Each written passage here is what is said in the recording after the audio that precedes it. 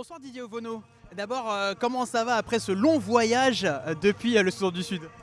Bonsoir, ça va. Je suis juste un peu fatigué parce qu'on a voyagé pratiquement avec le voyage pour venir à Paris 16 heures de temps. Je suis arrivé hier et le coach m'a gentiment laissé au repos parce que j'étais vraiment fatigué.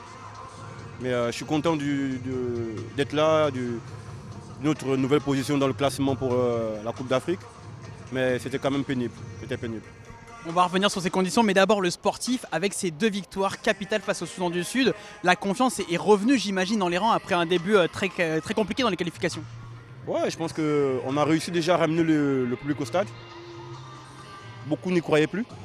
Là, avec ces 2 victoires, pour nous déjà, on a fait un grand pas. On sait qu'on a récupéré notre destin. Pour aller à la CAN, il faudra gagner contre le Mali. Il faudra faire un bon résultat au Burundi. Je pense que tout le monde au Gabon est conscient que pour aller à la Coupe d'Afrique, il faudra faire carton plein, au minimum 4 points. Mais déjà revenir de cette manière, c'est bien pour le pays. Cette double confrontation marquait les débuts de Daniel Cousin sur le banc en tant que numéro 1. Qu'est-ce qui a changé avec Daniel Cousin? Le discours. Je pense que c'est plus facile quand tu connais les joueurs, quand tu connais les habitudes de certains, de pouvoir les gérer. Je pense qu'on a gagné un sélectionneur qui connaît son équipe, qui connaît ses joueurs. Et le discours a été fluide. Il savait ce qu'il voulait. Et nous tous, on était prêts à adhérer. Et ça s'est fait naturellement. Je pense qu'aujourd'hui, avec Daniel, on a gagné un ami qui est sélectionneur. Et je pense que ça augure des bons lendemains. Vous particulièrement, parce que vous avez joué, il me semble, avec lui en sélection. Ouais, on est 6 ou 7 à avoir joué avec lui.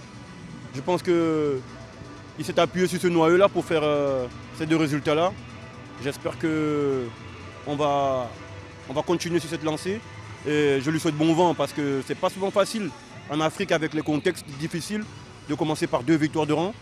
Maintenant, c'est à nous de continuer à l'aider à asseoir son travail. Je pense qu'il s'est bien entouré. Il s'est vraiment bien entouré et ils l'ont vraiment aidé à faire ces 2 résultats. Et vous, en plus, gardien titulaire lors des 2 matchs, aussi au mois de septembre, ça y est, vous êtes redevenu là, à part entière, le numéro 1 dans cette sélection.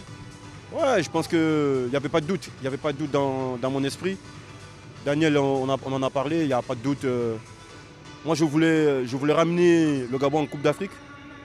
Après, j'étais convaincu que si on est tous au complet, parce que ça fait longtemps qu'on joue à Moindry, pour une fois, le Gabon avait tous ses meilleurs joueurs, même s'il en manque certains.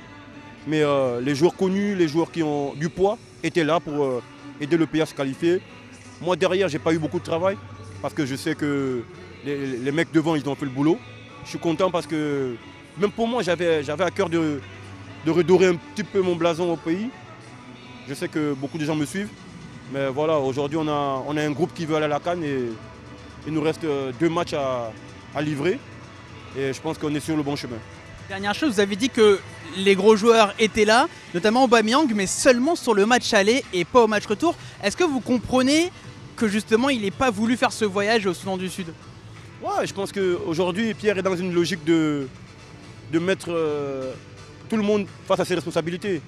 On nous demande de jouer pour nos pays, on demande le minimum de conditions. Il a raison, moi je le soutiens parce qu'on a des conditions exceptionnelles en Europe. On ne demande pas les mêmes, mais pour la sécurité des joueurs, on demande juste le minimum. On veut un avion décent, un hôtel décent, un stade décent. Parce qu'on joue dans ces conditions ici. Il excelle ici parce qu'il joue dans ces conditions. Donc c'est normal qu'il demande le minimum. Après, je sais que les dirigeants au pays, ils font leur maximum. C'est des fois difficile de le comprendre.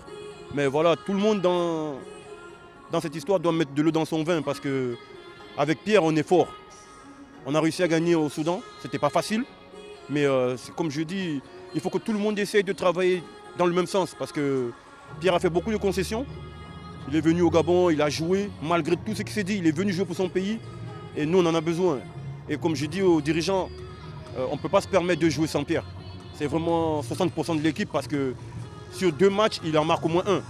Donc on a besoin de tout le monde pour qualifier le Gabon. Et comme je le dis souvent, on a besoin d'une équipe et Pierre fait partie d'une équipe. Aujourd'hui on est fiers de le compter parmi nous. Mais voilà, il dénonce à sa manière les manquements qu'a l'organisation du football gabonais. Moi, c'était vraiment galère là, le vol retour, enfin le vol pour aller de Libreville jusqu'au Soudan du Sud avec cet avion dont on a beaucoup parlé.